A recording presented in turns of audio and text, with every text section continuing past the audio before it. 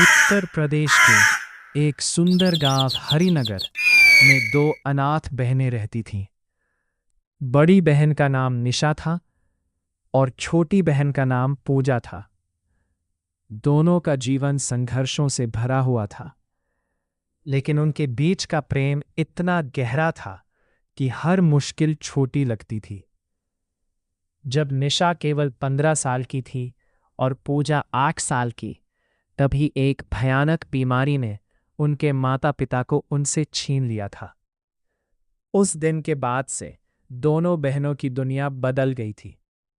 गांव के लोग कुछ दिन तक मदद करते रहे, लेकिन धीरे धीरे सब अपने कामों में व्यस्त हो गए।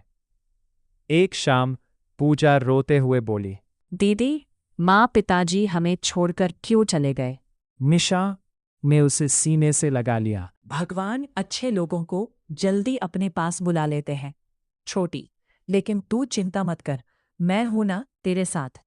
उस दिन से निशा ने ठान लिया था कि चाहे कितनी भी कठिनाई आए, वो अपनी छोटी बहन को कभी दुख नहीं होने देगी।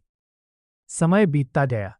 निशा खेतों में मजदूरी करती, लोगों के घरों में काम करती और शाम को जंगल से लकड़ियां लाकर बेचती। पूजा भी बड़ी होने लगी थी। वो स्कूल जाती और लौटकर घर के काम में हाथ बंटाती। एक दिन गांव के जमींदार का बेटा विक्रम उनके घर के सामने से गुजरा। उसने देखा कि मिट्टी के छोटे से घर के बाहर पूजा बैठी किताब पढ़ रही है। अरे पूजा, इतनी पढ़ाई करके क्या कलेक्टर बनना है? पूजा ने शांति से जवाब दिया। नहीं, मुझे अध्यापिका बनना है।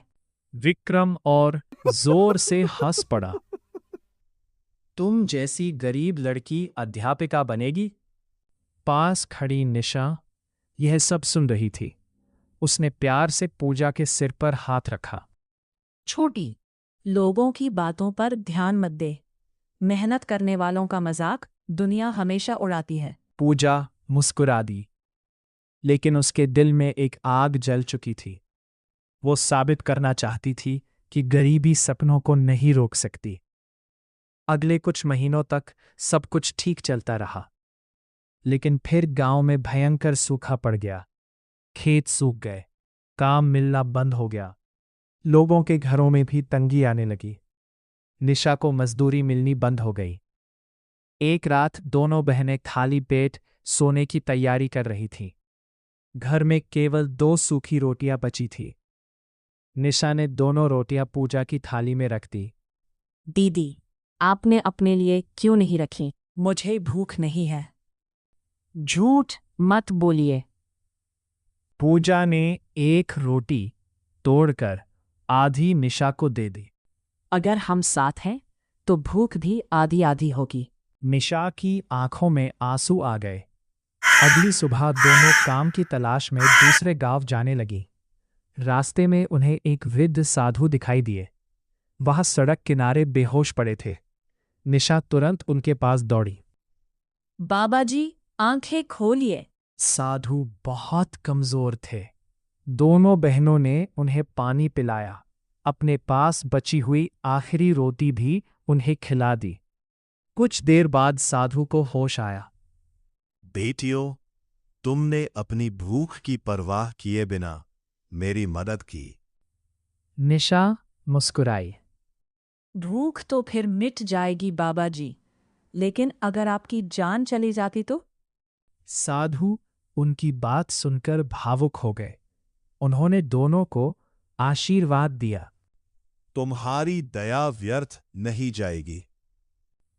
दोनों बहनें आगे बढ़ गईं। उन्हें नहीं पता था कि उनकी किस्मत बदलने वाली है। उस दिन उन्हें एक कस्बे में लकड़ियां बेचने का काम मिल गया। दोनों ने दिन भर मेहनत की। शाम को जब वे लौट रही थी, तब रास्ते में एक बड़ी कार खराब होकर खड़ी थी। कार के पास एक बुजुर्ग महिला परेशान खड़ी थी। उन्होंने मदद मांगी। निशा और पूजा ने बिना सोचे मदद की। उन्होंने गांव से मैकेनिक बुलाया। कार ठीक हुई। बुजुर्ग महिला ने उन्हें पैसे देने चाहे, लेकिन निशा ने मना कर दिया। मदद का सौदा नहीं करते, माँ जी। महिला उनकी बात सुनकर बहुत प्रभावित हुई। उन्होंने अपना नाम सावित्री देवी बताया। वो शहर की बहुत बड़ी उद्योगपति थी।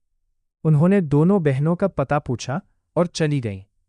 कुछ सप्ताह बाद अचानक गांव में एक बड़ी गाड़ी आई। पूरा गांव हैरान रह गया। गाड़ी सीधे निशा के घर के सामने रुकी। सावित्री देवी बाहर उतरी। उनके साथ उनका बेटा अरुण भी था। बेटियों, मैं तुम्हारी परीक्षा ले रही थी। दुनिया में ईमानदार लोग बहुत कम बचे हैं। निशा और पूजा कुछ समझ नहीं पाई। सावित्री देवी मुस्कुराई। मैं चाहती हूँ कि तुम दोनों शहर चलकर मेरे व्यवसाय में काम करो। पूजा खुशी से उछल पड़ी, लेकिन निशा सोच में पड़ गई। उसे गांव छोड़ने में डर लग रहा था। रात भर सोचने के बाद उसने प्रस्ताव स्वीकार कर लिया। अगले दिन दोनों बहनें शहर पहुंच गई। वहां की ऊंची इमारतें देखकर पूजा की आंखें खुली रह गईं।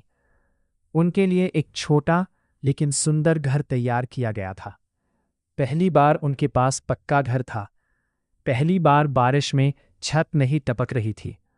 पहली बार उनके पास पूरा खाना था। लेकिन निशा ने अपनी मेहनत नहीं छोड़ी।